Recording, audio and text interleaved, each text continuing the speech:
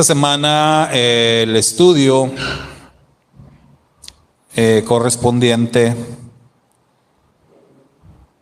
al ciclo anual de estudio, de lectura de la bendita Torá, corresponde a la Parashá Pinhas. La Parashá Pinhas, que significa boca de serpiente, un significado pues extraño, ¿verdad? Muy sugerente. El miércoles pasado que les compartía a los niños aquí del desayunador, les compartí algo precisamente sobre el nombre Pinhas. Y yo les hablaba a ellos de pues algo con lo que nosotros relacionamos la boca de una serpiente, ¿verdad? Y lo conectaba con el Satán, con el pecado, los pecados que se pueden cometer con la boca.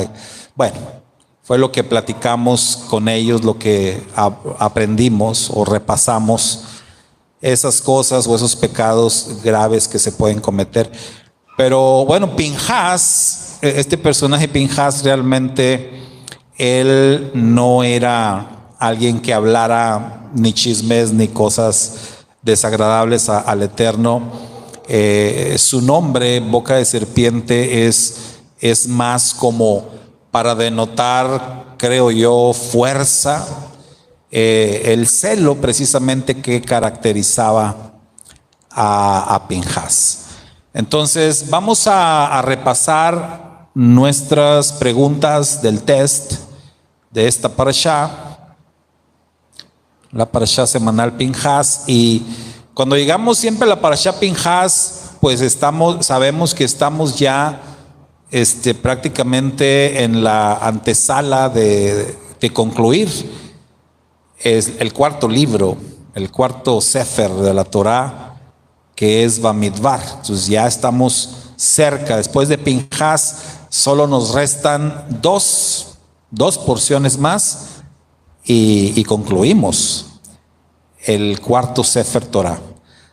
En este caso, las dos lecturas o las dos parashiot restantes las vamos a estudiar juntas la próxima semana. Entonces, próxima semana terminamos el cuarto Sefer Torá y vamos pues ya a entrar en la recta final, a entrar a Devarim, quinto Sefer. Y cuando entramos a Devarim, pues sabemos que ya empieza como a oler y sentirse ya en el ambiente las santas convocaciones del otoño, ¿verdad? Siempre cuando llega Devarim esto es así. Así que bueno, pues vamos a ir respondiendo nuestras preguntas. ¿Qué es eso? ¿Qué se oye? Pensé que era una tormenta o algo, ¿no? Es un micro, se me hace, ¿no? A ver, Sergio, ayúdame a ver qué es lo que está haciendo ese sonido. Será nada más apaga que está aquí abajo, el ampli, por favor. Ya lo descubrimos. Es okay. Ya está. Sí, porque me empiezo a poner nervioso, ¿verdad? Creo que es un chofar que se oye o algo que está pasando. Sí, como estaba viendo un video. Ya ven que hoy hay tantas cosas, hermanos, y hoy que veo tantas cosas en las redes, en el internet y todo, viene a mi mente las palabras de nuestro santo maestro Yeshua cuando nos advirtió, cuando él habló el discurso sobre señales en los últimos tiempos. Yeshua dijo que iba a haber como muchos engaños. Él dijo, habrá muchos falsos mesías. Habrá muchas señales por todos lados y si les dicen, hey, miren, acá está, no, está allá, dice, ustedes no les crean. Y yo siempre digo que las profecías, cuando se cumplan, nosotros vamos a entender de qué se está hablando, o de qué fue lo que dijo el Señor. Entonces, hoy, con la famosa inteligencia artificial, es posible presentar imágenes engañosas, como si fueran reales. Estaba viendo unos videos que están circulando de supuestas personas desapareciendo. Personas desapareciendo de la nada, supuestamente captadas por cámaras de vigilancia. El video que yo vi es de un video tomado supuestamente en el aeropuerto, en un aeropuerto de Israel, donde van personas caminando y de pronto se desaparecen. Y entonces el sensacionalismo, ¿verdad? Hay gente desapareciendo en Israel. Y algunos, no, ya es el rapto, y empiezan inmediatamente, ¿no? Con todas estas cosas. Y bueno, pude tener esa claridad y decir, de eso habló el Señor.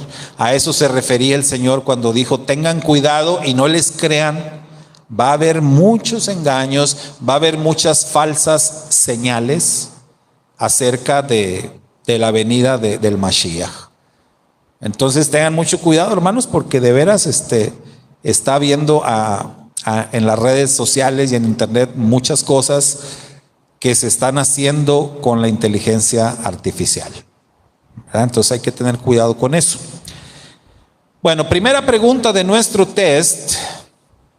Dice, Cosbi era princesa de, opción 1 Moab, opción 2 Madián, opción 3, Canaán. ¿De dónde era princesa esta mujer llamada Cosbi? Por acá dijeron Madián. ¿Alguien dijo Moab? No. Acá Jorge dijo Moab. Entonces, ¿quién da más, quién da menos? Defiendan su respuesta buscando el verso, ¿verdad? El texto, porque ya tenemos dos respuestas diferentes. Los hermanos allá a la distancia están diciendo Madián. También dicen Madián. Entonces, ¿de dónde era? Si hay un verso por ahí, ¿verdad? Que nos dice 25:18 o 25:15, ¿cuál fue? Bueno, léanlo por favor, cualquiera.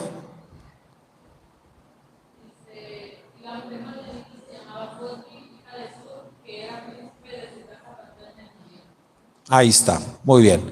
Entonces era madianita. Iba a decir, ahí está el nombre del papá, ¿verdad? El nombre del papá también, y era de los madianitas. Entonces, acuérdense que Moab hizo alianza con Madián. Entonces, estaban aliados, ¿sí? Juntos estaban yendo en contra de Israel.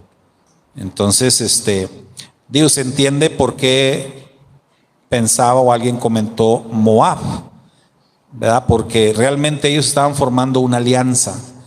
Entonces podía ser una u otra, pero ahí está la respuesta en la Torah, que no deja lugar a dudas, ¿verdad? Era madianita. Por otro lado, Zimri, siguiente pregunta, ¿verdad? Zimri fue el que llevó a Cosbi, la introdujo al campamento de Israel. Zimri era de la tribu de Judá, Rubén o Simeón. Zimri pertenecía a la tribu de Simeón. ¿Sí? Es interesante, ¿no? Esto que de la tribu de Simeón, los hijos de Jacob, Simeón se caracterizó por, por ser violento, ¿verdad? Por ser así como que audaz, atrevido. En las bendiciones que Jacob pronunció para sus hijos allá en el libro de Génesis, en el capítulo 50, cuando habla de Simeón, se refiere a él como alguien así con esa fuerza, con ese carácter, desjarretó toros, dice, o sea, fue alguien tremendo. Entonces, como que los descendientes de Simeón iban a tener ciertas características así. Entonces, este personaje Zimri, pues hizo algo muy grave, muy grave, al introducir a esta princesa madianita al campamento de Israel para pues tener relaciones con ella allí dentro del campamento. Entonces, ya estaba ocurriendo algo que de por sí era grave. Las mujeres madianitas, moabitas, estaban enamorando a los hijos de Israel y los estaban llevando, arrastrando a su campamento y hacia la idolatría. Eso ya de por sí era grave. Oye, pero que te trajeran al enemigo a la casa, eso ya, como dicen por ahí, eso sí cala, ¿no? Eso sí, era algo muy grave. Y bueno, conocemos el desenlace de esto y lo que hizo Pinjas. Bueno, siguiente pregunta. El censo, porque se dio después de toda esta situación, hubo un censo. El Eterno ordenó un censo. Recuerden, hermanos, que cuando se habla de censos, que se habla de conteos, en el judaísmo está prohibido este tema de contar en lo que es las leyes rabínicas. Tienen prohibido contar. Incluso es algo como cabalístico en el judaísmo, como que dicen, si tú siempre estás pendiente y estás contando las cosas o las personas o el dinero, o los días, es algo, para ellos es como algo de mala suerte, como que te puede ir mal. Mejor no cuentes nada. La mayoría de los judíos no les gusta contar. Es como si tú le preguntas a un judío y le dices, oye, ¿cuánto dinero traes ahí en la cartera? Te va a decir, no sé. Pues a ver, cuéntalo. No, ¿qué te pasa? No, no voy a contar. Y no cuentan. Entonces no saben, pero ahí es como, pues, si lo cuento se me va a acabar, ¿verdad? Es como la idea, si lo cuento se me va a caer, prefiero no saber cuánto tengo. Y entonces así siempre está saliendo dinero y nunca me falta porque, o sea, no me preocupo por eso, no lo estoy contando, no. Entonces ellos tienen esa idea de que contar es malo, porque ciertamente el Eterno sí prohibió los censos. Ellos no se les permitía estar contando más que cuando el Eterno daba la orden. Si la orden venía del Eterno, entonces sí, pero de otra manera no les era permitido llevar a cabo conteos o censos. Y es interesante que cuando nosotros vemos en la Torah que el Eterno ordenó conteos, ordenó censos, esto también coincidió en varias ocasiones con tragedias, con juicios o con mortandades del pueblo. Entonces el Eterno ordenaba un censo. Bueno, este censo se llevó a cabo estando Israel acampado, ¿dónde, hermanos? En el valle de Sucot, frente a Jericó o junto a Jezreel. ¿Qué dice la Torá? Dicen por acá, frente a Jericó. Muy bien, esa es la respuesta. Ellos estaban acampados frente a Jericó, la ciudad de Jericó. Y recordemos que la ciudad de Jericó era como que la principal ciudad. Iba a ser el primer objetivo. En la conquista de la tierra prometida, Jericó ya estaba como que marcada como el primer objetivo militar del pueblo de Israel. De hecho, el que ellos estuvieran acampados frente a Jericó nos habla de que ya estaban listos para la conquista, para iniciar la conquista. Entonces, estando allí frente a Jericó, es que se llevó a cabo el censo. Siguiente pregunta: ¿con qué propósito se llevó a cabo el censo? Primera opción, actualizar el ejército. Segunda opción, para la repartición de la tierra. Tercera opción, ninguna de las anteriores.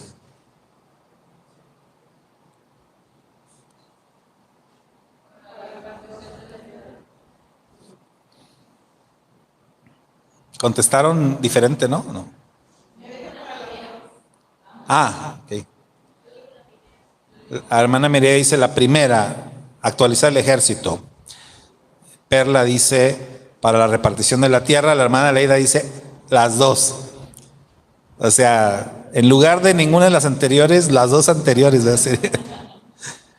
Bueno, la respuesta es efectivamente las dos. El propósito, el objetivo de este censo fue doble. Por un lado, actualizar el ejército. Recordemos que esto ya se había hecho antes. Entonces, el Eterno ve necesario que el pueblo de Israel hiciera una actualización. Esto era para ellos. El Eterno obviamente ya sabía estas cosas, pero el Eterno considera necesario que el pueblo sepa con cuántos soldados cuenta. Entonces vamos a actualizar el ejército, pero también nos dice la Torá que esto tenía como objetivo el que ya ellos supieran cómo se iba a repartir la tierra.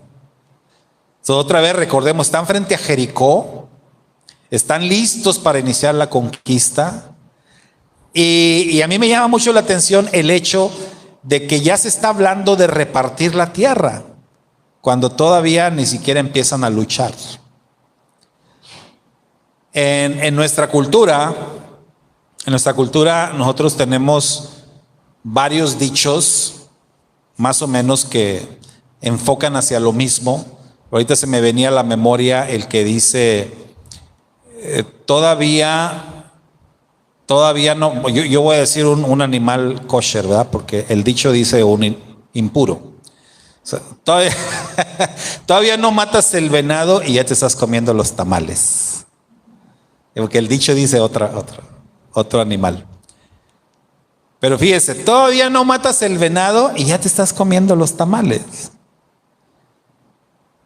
Y eso es como que lo que están haciendo ellos.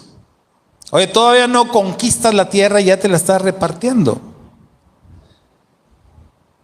Pero acá, esto está pasando porque el Eterno lo está ordenando. Esto es para darle seguridad al pueblo. Acuérdense lo que había pasado la primera vez o en el primer intento para conquistar la tierra. Entonces, el Eterno hace todo esto para darle fuerza a Israel, para darle seguridad. Entonces, mira, vamos a repartir la tierra antes de entrar, ya, de una vez. Y eso yo creo que sí los iba a motivar mucho. Entonces fue doble el propósito de este censo. Siguiente pregunta: ¿por qué pecado había muerto Zelofajad? Primera opción, adulterio. Segunda opción, idolatría. Tercera opción, quebrantar el Shabbat. Dicen la 3. La 3, quebrantar el Shabbat. Fíjese, esto del asunto de Zelofajad se derivó justamente del tema del censo y justamente del tema de la repartición de la tierra.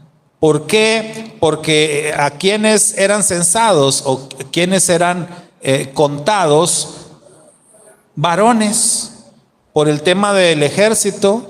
Ya después, hoy en la actualidad, hermano, las mujeres israelíes también son contadas, ellas también van a la guerra, ellas también forman parte del ejército.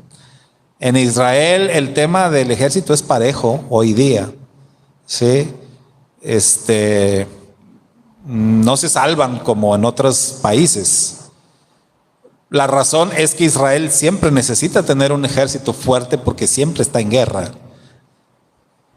No era así en aquel tiempo, solamente se contaron a los varones aptos para la guerra y se dijo, a través de estos se va a repartir la herencia. Entonces, ¿qué pasó? Las hijas de Zelofajad eran puras mujeres. Y ellas presentan su caso delante de Moisés. Ellas dicen, oye, nuestro padre no tuvo hijos varones. Somos puras mujeres. Nuestro padre murió en el desierto. Y ellas aclaran, fíjense, ellas aclararon, él no murió en el tema de Korah. Él no murió con ese grupo de rebeldes. Él murió por su propio pecado, dijeron sus hijas. Pero ahora nosotras, pues estamos viendo que la tierra se va a repartir entre los hijos varones. Nosotras no tenemos hermanos. ¿Qué va a pasar con nosotras? Fíjese qué tremendo, ¿no? Y entonces ellas presentaron su petición delante de Moisés por el tema del censo. Entonces la Torá ciertamente no nos menciona de manera específica, o encontraron un verso ustedes que diga no, ¿verdad?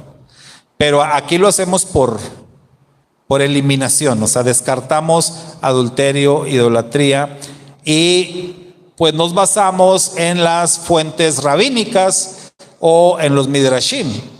Y el midrash sí dice que Zelofajad fue aquel hombre que menciona la Torá que salió a recoger leña en un día de Shabbat, ¿se acuerdan? Y que algunas personas lo observaron y lo denunciaron, y que Moisés no sabía qué hacer con él. Y Moisés llevó el caso al Eterno y le dijo, Señor, pues este hombre lo agarraron cortando leña en día de Shabbat. ¿Qué hacemos con él? Y el Eterno dijo, sáquenlo afuera del campamento y apedréenlo hasta que muera. Entonces dice Midrash que Zelofajad fue ese hombre. Ahora, la parte interesante es que en aquella ocasión que Zelofajad murió, Moisés no supo qué hacer o no sabía qué decisión tomar. Ahora que las hijas de Zelofajad llevan una petición ante Moisés, se repite la historia y Moisés no sabe qué hacer, no sabe qué decisión tomar, y otra vez Moisés acude al Eterno a consultar qué debo hacer en este caso. Entonces esto nos lleva a la siguiente pregunta, que dice, como resultado de la petición de las hijas de Zelofajad, primera opción, Moisés fue reprendido, ellas fueron apedreadas, se agregaron nuevos mitzvot. ¿Cuál es la correcta? La 3, nuevos mandamientos, nuevos mitzvot. Muy bien. Las hermanas a la distancia también están conteste y conteste. Y todas bien. Se agregaron nuevas mitzvot.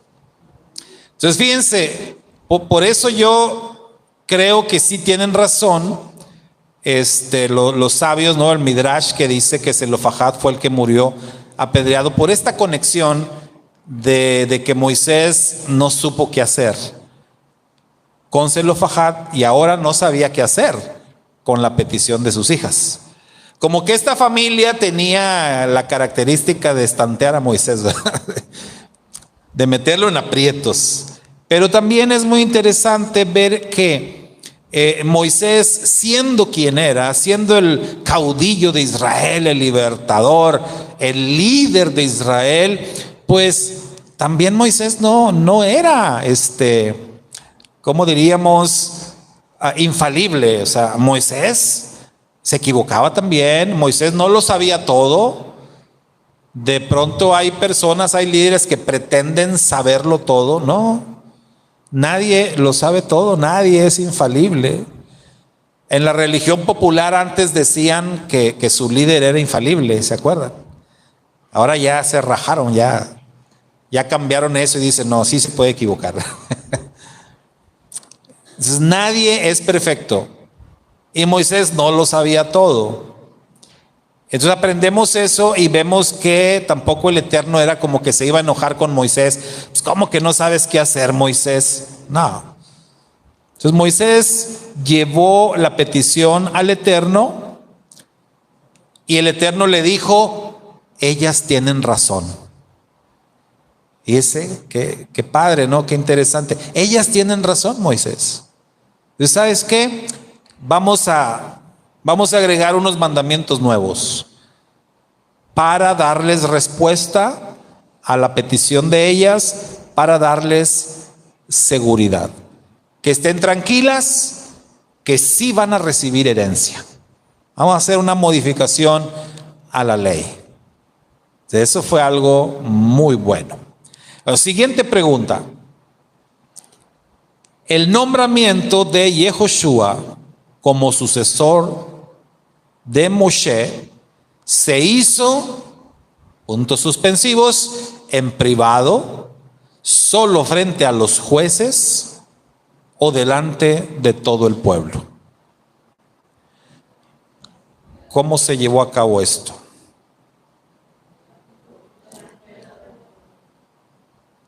Delante de todo el pueblo. Sí. Y vaya, si nos quisiéramos poner así como que estrictos o muy detallistas, tendríamos que decir que las tres son correctas, ¿verdad? Porque digamos el nombramiento de Yehoshua fue como que primero el Eterno lo hace en privado, o sea, lo habla solamente con Moisés. A ver, Moisés, ya llegó la hora y todo esto es en privado. Luego ve y habla con Yehoshua y llévalo con el sacerdote. Entonces, en una segunda etapa de este nombramiento, hay como que una ceremonia con los jueces o con los líderes, y ya en una tercera etapa, el nombramiento se hace oficial delante de toda la asamblea, delante de todo el pueblo. Entonces, si lo tomamos como uno solo, es correcto decir delante de todo el pueblo. Pero si somos así detallistas, diríamos, pues fue un proceso.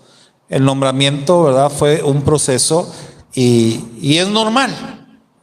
Es normal, ¿verdad? Así se dan estas cosas hoy en día. Es como si alguno de ustedes que en su trabajo le van a dar algún ascenso o algo así, pues no te lo dicen así de sopetón delante de todos.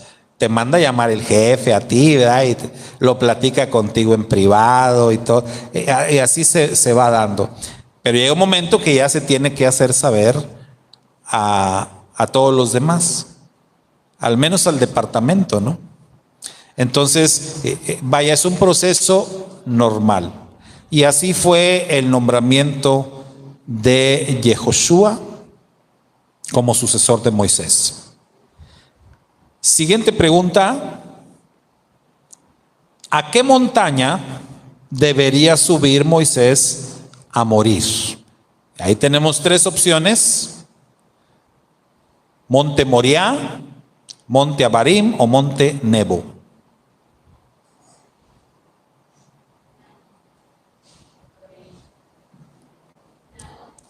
La 2 dice hermana Mireya que sería Abarim. Acá la hermana Mari Félix dice que es la 3, o la C puso ella, Nebo.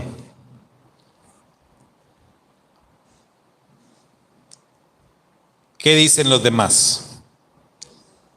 La 3. La 3. O sea, Monte Nebo. Muy bien. ¿Cómo dicen sus Biblias?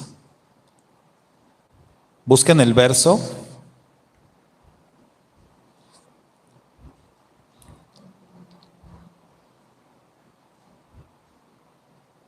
Porque probablemente alguna versión diga diferente, ¿verdad?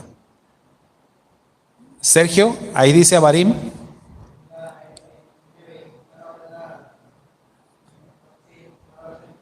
La nueva versión internacional dice Abarim. ¿Mande? Abarim. Sí, yo tengo la NTV y también dice Abarim.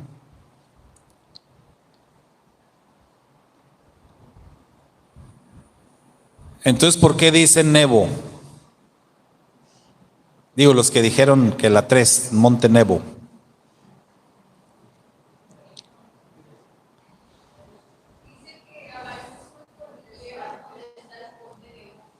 Ok, muy bien.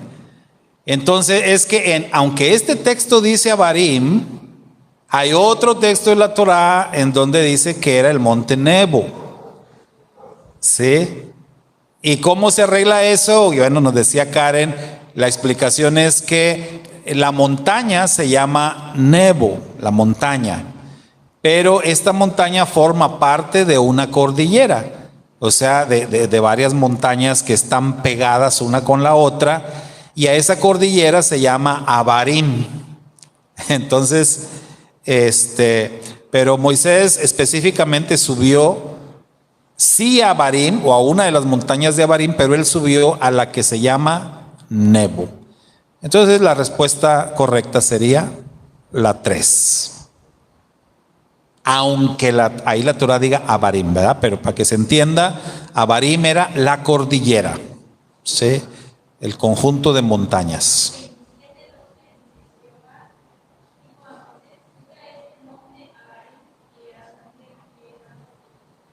Ajá.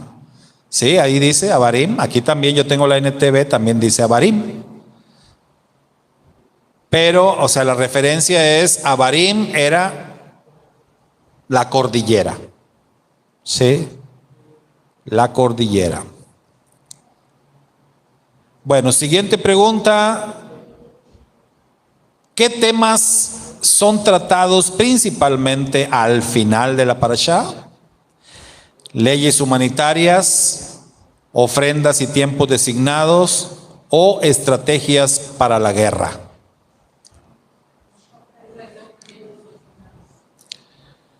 Opción número 2, ofrendas y tiempos designados. Muy bien.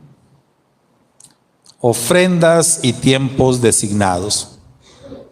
Hablábamos de esto justamente anoche y decíamos que es una constante en la Torá después de que Israel es sometido a algún tipo de juicio, algún tipo de castigo, a sufrir consecuencias por alguna falta.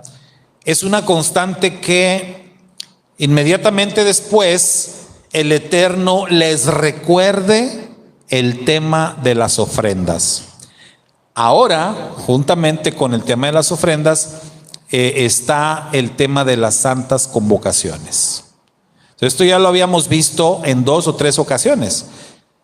Y esto lo debemos de tomar muy en cuenta. Y decíamos anoche la razón, ¿verdad? Y decíamos es que las ofrendas son precisamente la forma, la manera que el Eterno eligió para que el pueblo pudiera expiar sus pecados. O sea, las ofrendas en el Mizcán, los sacrificios en el Mizcán, parte de esas ofrendas o sacrificios eran ofrendas por la culpa o eran ofrendas por el pecado.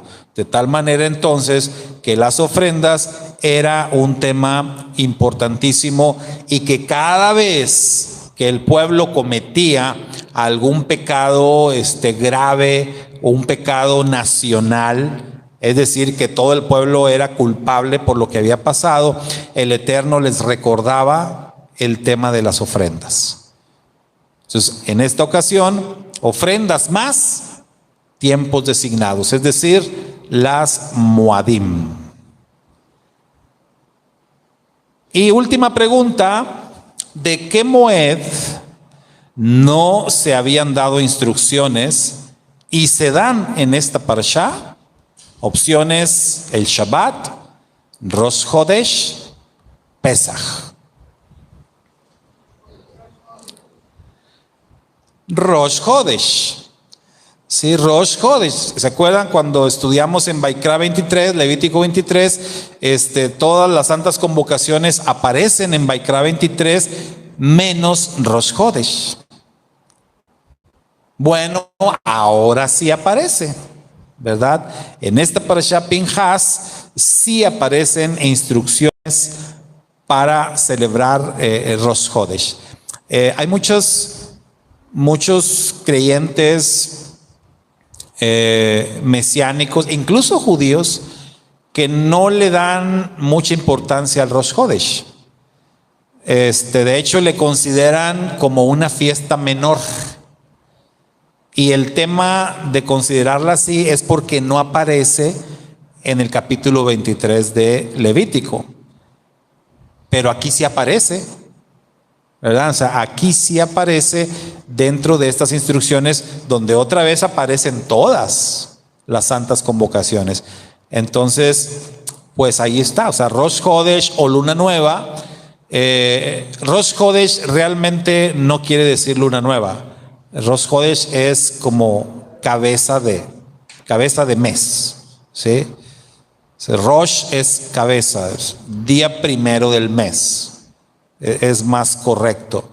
Pero como el calendario lunar o los meses en el calendario hebreo se declaran iniciados con el ciclo de la luna, pues por eso se conoce también como luna nueva. Entonces ahí aparecen las instrucciones para celebrar Rosh Chodesh. Bueno, y esa es la última pregunta, hermanos. Vamos a ver algunas lecciones que podemos aprender de esta parashá Pinhas. Primera lección que podemos aprender de la parashá Pinhas: siempre harán falta creyentes con celo para defender el honor del cielo. Entonces, siempre harán falta personas como Pinhas. Siempre. Qué bueno que en cada congregación hubiera por lo menos un Pinhas. Qué bueno. Ahora, hay que decir, las personas o los creyentes que son como Pinhas, que son muy celosos, no son como que muy bien vistos, no son muy populares, no le caen bien a mucha gente, porque pues una persona así con mucho celo va a ser algo agresiva. Lo que hizo Pinhas, pues imagínense, ¿no? Tremendo lo que hizo Pinhas. Pero es que nadie hizo nada, hermano, ni Moisés. Y mire que Zimri le pasó por enfrente a Moisés. Moisés se quedó tan sorprendido que no reaccionó, no atinó a hacer nada. No sé si a ustedes alguna vez les ha pasado, ¿no? Que ven algo tan sorprendente que no pueden ni reaccionar.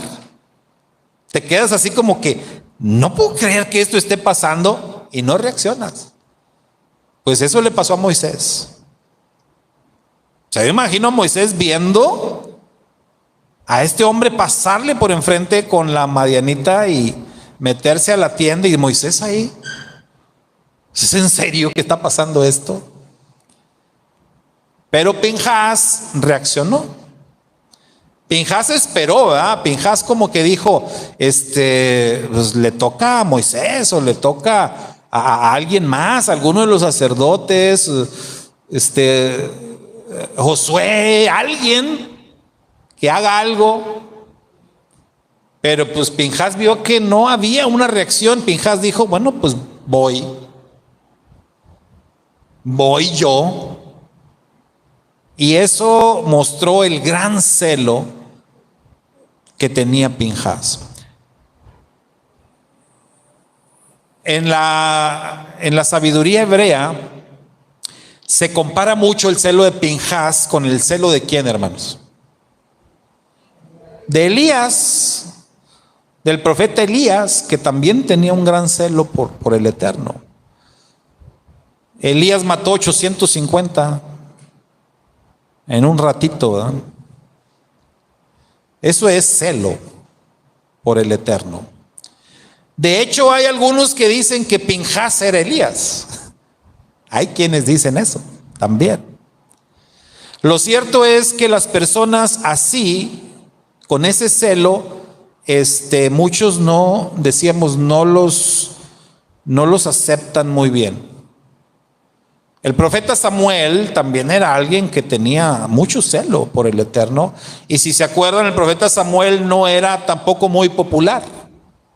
De hecho, cuando el profeta Samuel se acercaba a alguna de las ciudades, nos dice la Escritura, los ancianos de la ciudad salían a recibirlo. Así como, Samuel, ¿a dónde vas? Espérate, mejor, ¿vienes tranquilo? ¿O vienes en son de guerra? O sea, como que no era muy bienvenido Samuel. Entonces, las personas así, con celo, no son tan populares. Juan el Bautista, el Rab Shaul. El Rab Shaul tampoco era tan popular. ¿Qué decía el Rab Shaul de sí mismo? En cuanto a celo, si me preguntan que si yo tengo celo, soy celoso, perseguidor de la iglesia. Imagínense. Haz para que se den una idea. Entonces después, con ese mismo celo, él después defendió el honor del cielo. Entonces, ¿por qué se necesitan personas con celo para defender el honor del cielo? Mis hermanos, el Eterno no nos necesita para eso, pero hay momentos en nuestra vida que el Eterno quiere darnos ese privilegio, que el Eterno quiere que nosotros defendamos su honor. Habrá momentos en que no, como cuando Pedro sacó la espada y cortó la oreja de aquel soldado y Yeshua le dijo, cálmate, este no es momento. Ya habrá otras oportunidades para que puedas mostrar tu celo, tu coraje, ¿no? Siempre se van a necesitar personas así. Y siempre habrá algún momento en tu vida o en mi vida en que vamos a tener que defender el honor del cielo. Si hay personas frente a nosotros ofendiendo al Eterno, ofendiendo al Señor, habrá que defender, habrá que hablar. Hoy en día hay un fenómeno tremendo en nuestro país. No sé si ustedes lo han notado, pero a nuestro líder aquí en México, nuestro presidente, hay muchísima gente que lo defiende, pero no, hombre, casi se te quieren ir a los golpes. Si tú dices algo, hablas mal del presidente o te expresas o muestras desacuerdo, siempre va a haber alguien que inmediatamente reaccione y que te puede sorprender, ¿verdad? Porque A veces es algún conocido, a veces hasta algún familiar, y tú no sabes que ellos tienen tanto celo por el presidente y por lo que le llaman la 4T, o cómo, ¿sí? Hombre, hermano, casi se te quieren echar encima. O sea, espérate, tranquilo, nada más fue una opinión. Pero muestran un celo. Oiga, hermano, qué bueno que tengamos ese celo también para defender el eterno. Y para que cuando alguien diga algo en contra de la palabra de Dios, también brinquemos con ese coraje, ¿no? Con esa fuerza para defender. No sé si vieron ahora el tema que anda ahorita de la ceremonia de apertura de los Juegos Olímpicos en Francia, en París. Ahí hubo burla, ahí hubo herejía, casi blasfemias. Hubo escarnio en contra del cielo, con cosas que hicieron ahí. Y qué bueno que gente está reaccionando. Qué bueno que personas en el mundo están levantando la voz y están diciendo, oye, ¿qué te pasa, Comité Olímpico? O sea, pide disculpas. O sea, te estás metiendo con la fe de mucha gente en el mundo. Y eso no se vale. Es que bueno, o sea, porque hay que defender el honor del cielo. Si cualquier persona pretende burlarse o hablar mal de lo que está escrito en la palabra de Dios, alguien tiene que hacer algo. Por eso decimos, siempre se van a necesitar Pinjas. Siempre. En todo lugar. Sí, hermano.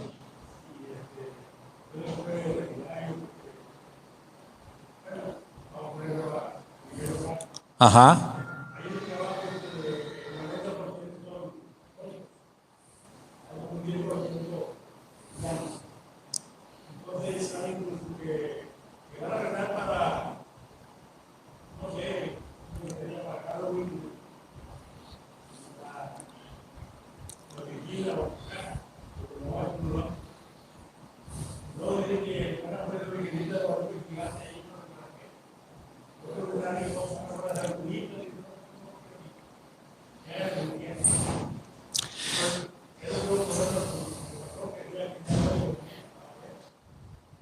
Sí. Y nosotros en nuestros libros sagrados tenemos una instrucción bastante clara sobre ese asunto, ¿no? En donde se nos dice, y no participéis de las obras infructuosas de las tinieblas, sino más bien, ¿qué dice? Reprenderlas. Y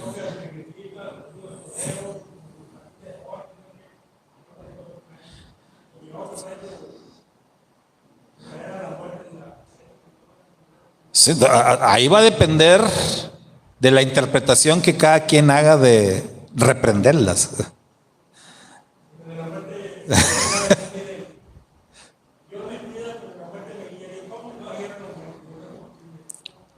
Sí, no, hermanos, eso está tremendo. Eso está tremendo. No he podido terminar el libro, hombre. No he podido terminar todavía el libro del regreso de los dioses. Sí, pero justamente, pues, el rabino en este libro, Jonathan Cahn, habla justamente de cómo los antiguos dioses de las culturas, pues, bíblicas, ¿verdad? Están o han regresado ya con una fuerza tremenda, con diferentes nombres, de diferentes maneras, pero se están haciendo presentes en el día de hoy. ¿Cuánto más se requieren personas como Pinjas? Que Pinjas está defendiendo el honor del cielo en contra de Baal. Y hoy Baal está de vuelta. Entonces necesitamos No uno, sino muchos Pinhas. Siguiente lección que podemos aprender de la parashá: la venganza solo es válida bajo una orden directa del Eterno. Porque en esta parashá, hermanos, se ordena un acto de venganza, pero la orden la dio el Eterno. No la dio Moisés, ¿verdad? No la dio Josué. La Escritura dice claramente: mía es la venganza, yo daré el pago, dice Hashem. La venganza no es algo que sea agradable a los ojos del Eterno, sino necesitamos que Él la ordene. ¿Cuántos de ustedes, mis hermanos, alguna vez han sentido sinceramente deseo de cobrar venganza? Las dos manos, ¿no? Y es diferente la justicia de la venganza. O sea, a veces uno puede desubicarse, se puede confundir y uno puede decir: no, es que lo que yo quiero es justicia, pero no. O sea, realmente a veces lo que quieres es vengarte. Entonces, la justicia va a producir satisfacción, la venganza no. Una persona que cobra venganza, una vez que lo hace, se da cuenta de que no quedó satisfecho, ¿verdad? Que no era lo que realmente quería. Y te queda ahí una sensación desagradable. ¿Por qué? Porque realmente la venganza es algo que le pertenece al Eterno. Pero en esta parashá, el Eterno da la orden y les dice al pueblo de Israel: cobren venganza. O sea, doy luz verde para que se la cobren a los madianitas. Imagínense el tamaño, ¿no?, del pecado, lo que habían hecho los madianitas para que el Eterno diera la orden de cobrar venganza. Entonces, esto es algo que tenemos que entender, reafirmar: la venganza no nos pertenece, y aunque nos hayan hecho demasiado daño, no puedo hacer nada si el Eterno no me lo ordena. Siguiente lección que podemos aprender de esta parashá: renovar y actualizar nuestros ministerios es vital en nuestra lucha contra el mal. Esto lo tomamos de justamente el censo, de actualizar el ejército. Nosotros también, hermanos, tenemos que estarnos renovando, tenemos que estar actualizando lo que hacemos para el Eterno. ¿Por qué? Porque debemos de avanzar, debemos de crecer, debemos de mejorar en lo que estamos haciendo. O sea, no podemos siempre quedarnos en el mismo lugar haciendo las mismas cosas. Sí podemos mantenernos trabajando en un ministerio durante muchos años o toda la vida si usted quiere, pero renovando el ministerio, renovando, dándole fuerzas, implementando nuevas estrategias.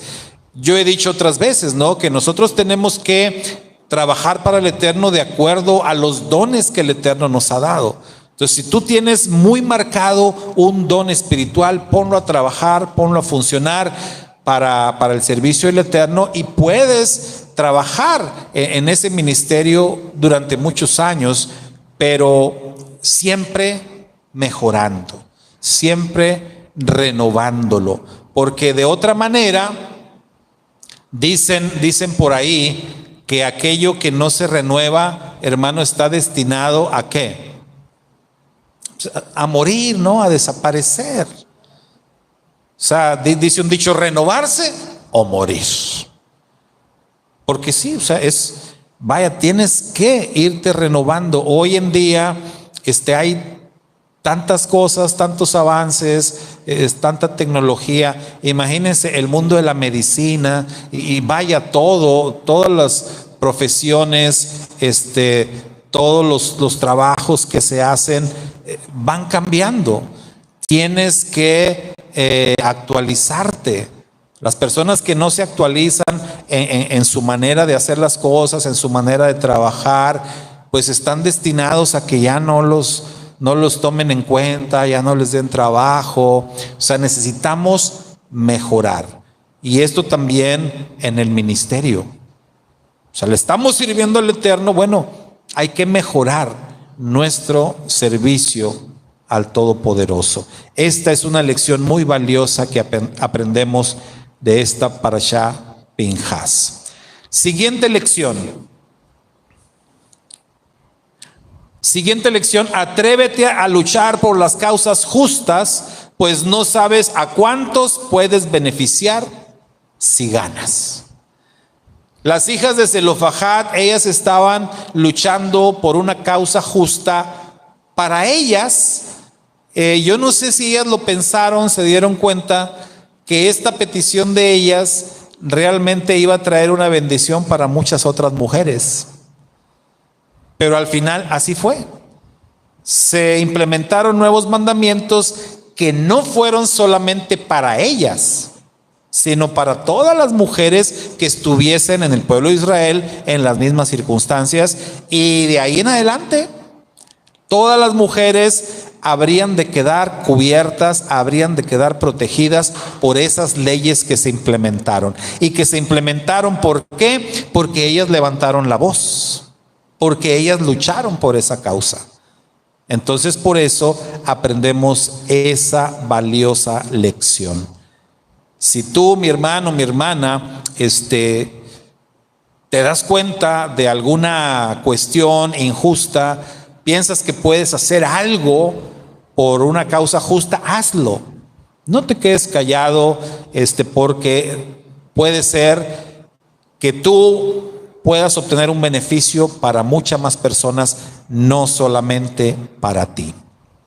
Siguiente lección: la herencia espiritual no siempre es transmitida a los hijos de sangre. Fíjese cómo se derivó una cosa de otra. El censo derivó en la petición de las hijas de Zelofajad. El tema era la herencia física, obviamente, propiedades, las tierras, etcétera.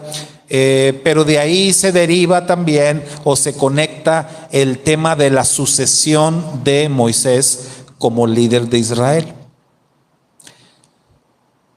Dicen algunos comentaristas que Moisés presentó su petición al Eterno pensando en sus hijos. No hay constancia de eso, ¿verdad? Pero dicen algunos, Moisés consideró el momento oportuno por el tema de las hijas de Zelofajad, los nuevos mandamientos, el beneficio que obtuvieron, y Moisés dijo, bueno, aquí es el momento, yo ya estoy terminando, y pues para darle, transmitirle el liderazgo a alguno de mis hijos, pero el liderazgo no fue para ninguno de los hijos de Moisés, fue para Yehoshua. Moisés tenía hijos varones. En el caso de Aarón, el sacerdocio, mis hermanos, fue transmitido a los hijos de Aarón, y así quedó establecido que como sumo sacerdote solamente iban a ser los descendientes directos de Aarón. No debía ocupar el sacerdocio o esa línea, el sumo sacerdocio, nadie que no fuera de la línea directa de Aarón. Llegado el momento, cuando hablamos del tema del reinado, lo mismo fue en el caso de David. Solamente los hijos de David, la línea directa de David, podían ser reyes, ocupar la corona de Israel. ¿Qué pasó entonces con Moisés?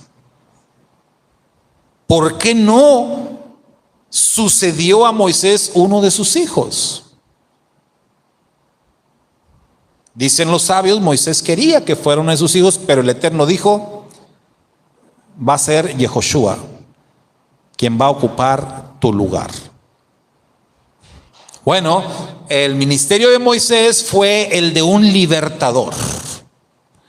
Moisés, hemos dicho, no era el rey, aunque era como la familia real, pero realmente no, él no era el rey de Israel.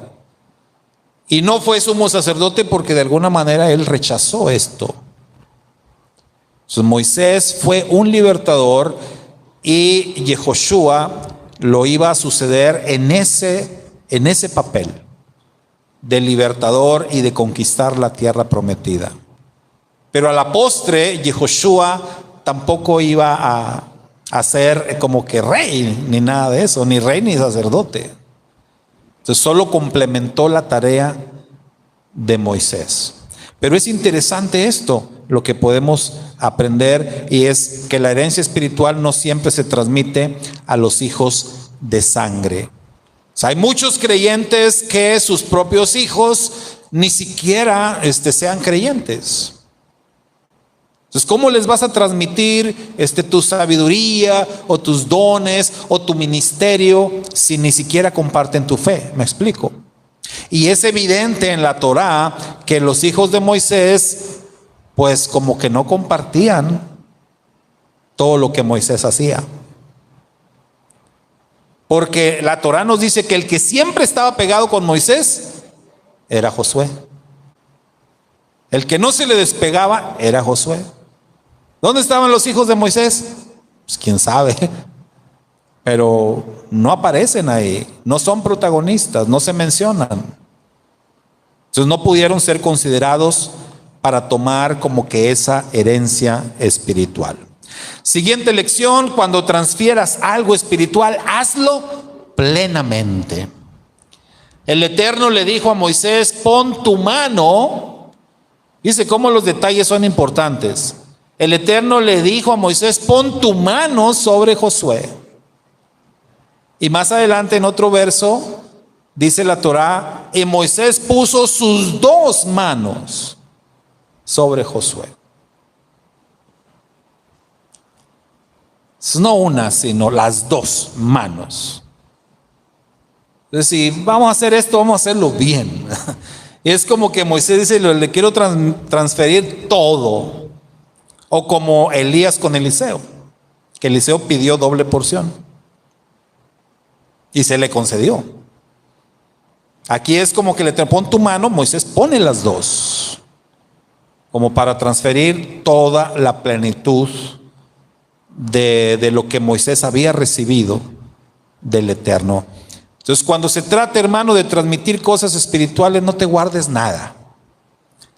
Vacíate, ¿verdad? Dalo todo. No te quedes con absolutamente nada. Y finalmente, si no dispones de mucho tiempo para transmitir enseñanzas de la Torá, enfócate en los fundamentos dados por el propio Eterno. Moisés está terminando su ministerio y el Eterno le dice: háblale a los hijos de Israel de estos temas. Entonces, si ya te queda poco tiempo, ya no hay mucho, no me puedo extender demasiado, ¿qué voy a decir? Habla acerca de esto. Los fundamentos. ¿Y cuáles son los fundamentos? Lo vimos ahí, ¿verdad? Las ofrendas y los tiempos designados por el Eterno. Son temas fundamentales. Si vas a hablarle a una persona de la palabra de Dios, de la palabra del Eterno, los temas fundamentales pues son estos. Para nosotros, los mandamientos, guardar las fiestas, guardar el Shabbat, son temas fundamentales. Entonces, si no tengo mucho tiempo o muchos recursos para hablar, bueno, por lo menos en los fundamentos debo hacerlo. Debo enfocarme en eso. ¿Y por qué decimos dados por el Eterno? Porque fue el Eterno el que dio esta instrucción a Moisés. Bajo estas circunstancias, Moisés ya está para morir. Moisés ya está para terminar. Recuerden, estamos estudiando la antepenúltima parashá. Nos restan dos que vamos a estudiar juntas y termina el libro de Bamidbar. Nos queda nada más Devarim. Pero dicen los sabios que Devarim, todo lo que está escrito en Devarim, es una experiencia que se vivió en un día. O sea, porque Devarim es un discurso, un solo discurso que Moisés le dio a los hijos de Israel. Y dicen los sabios, eso fue un día, fue el último día de la vida de Moisés, lo que se relata en Devarim. Entonces prácticamente la vida de Moisés está llegando al final en estos últimos capítulos del libro de Números. Por eso es que esto que fue la instrucción que el Eterno le dio, háblales de estas cosas, son los fundamentos de la fe. Moisés tuvo más tiempo y habló más cosas, pero el Eterno le dijo esto. Ya lo demás que está en Devarim fue iniciativa de Moisés. ¿Sale? Bueno, pues Shabbat Shalom, mis hermanos. Así concluimos con nuestro tema de la Parashá Pinhas 2024. Que el Eterno añada bendición a su palabra. Vamos a prepararnos justamente para presentar nuestras ofrendas.